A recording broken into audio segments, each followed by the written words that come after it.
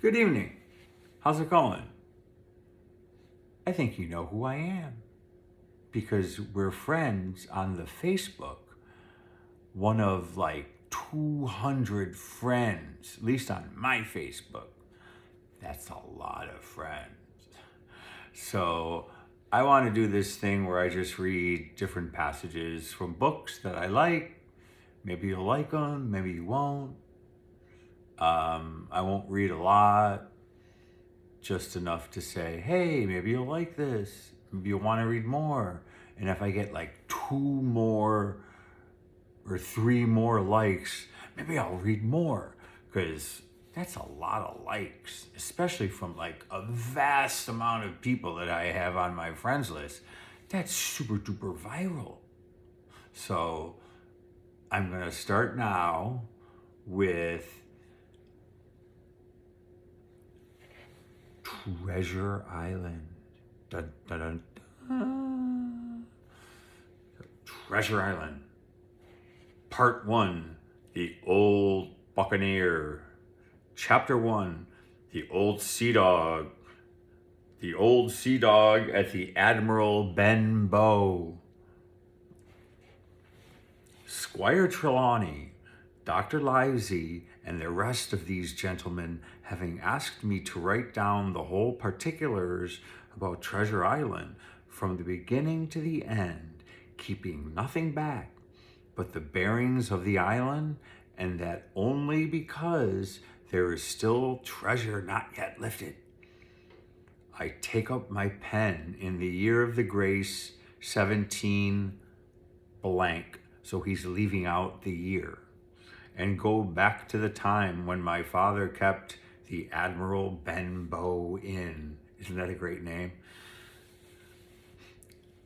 And the brown old seaman with the saber cut first took up his lodging under our roof.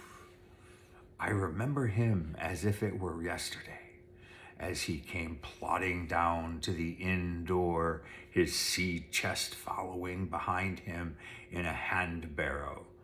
A tall, strong, heavy, nut brown man, his tarry pigtail falling over his shoulders of his soiled blue coat, his hands ragged and scarred with black, broken nails, and the saber cut across one cheek, a dirty, livid white. I remember him looking round the cove and whistling to himself as he did so, and then breaking out in that old sea song that he sang so often afterwards. 15 men on a dead man's chest, yo ho ho, and a bottle of rum. In the high, old tottering voice that seemed to have been tuned and broken at the capstan bars. Then he rapped on the door with a bit of stick like a handspike that he carried, and when my father appeared, called roughly for a glass of rum. This, when it was brought to him, he drank slowly like a connoisseur, lingering on the taste and still looking about him at the cliffs and up at our signboard.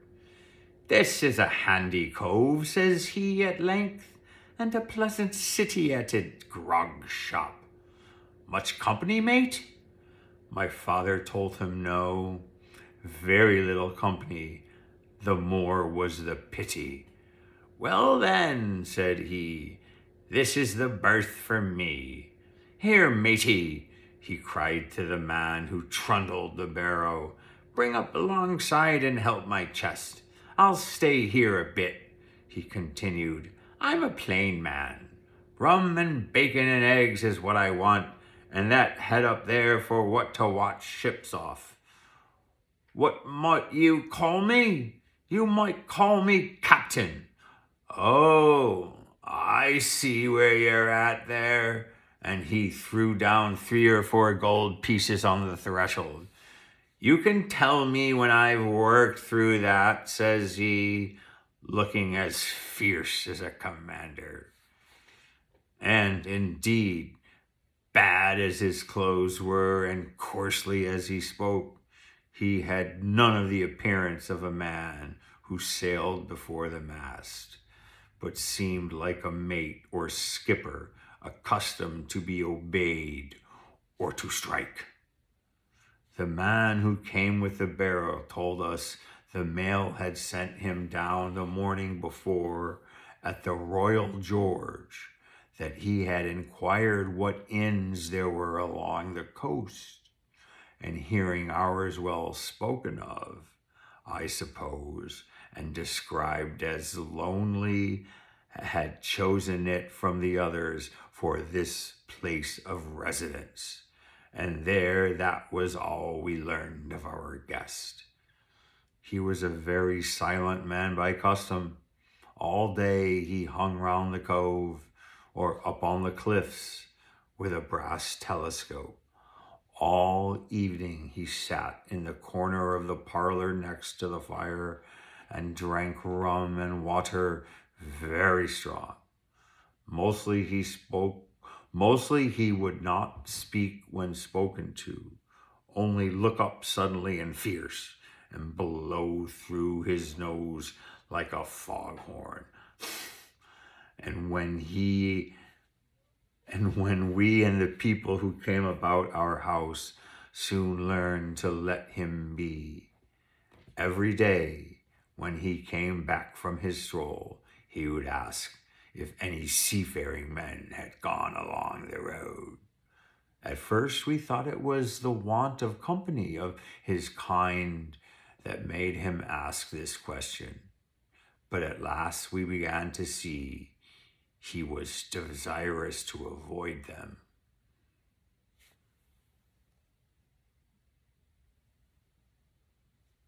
When a seaman put up at the Admiral Benbow, as now and then some did, making by the coast road for Bristol, he would look in at them through the curtained door before he entered the parlor, and he was always sure to be as silent as a mouse when any such was present. For me, at least, there was no secret about the matter, for I was, in a way, a sharer of his alarms. This is Marigold. He had taken me aside one day and promised me a silver 4 penny on the first of every month if I would only keep my weather eye open for a seafaring man with one leg and let him know the moment he appeared. And that, my mateys, is the end of this chapter. Weathered eye.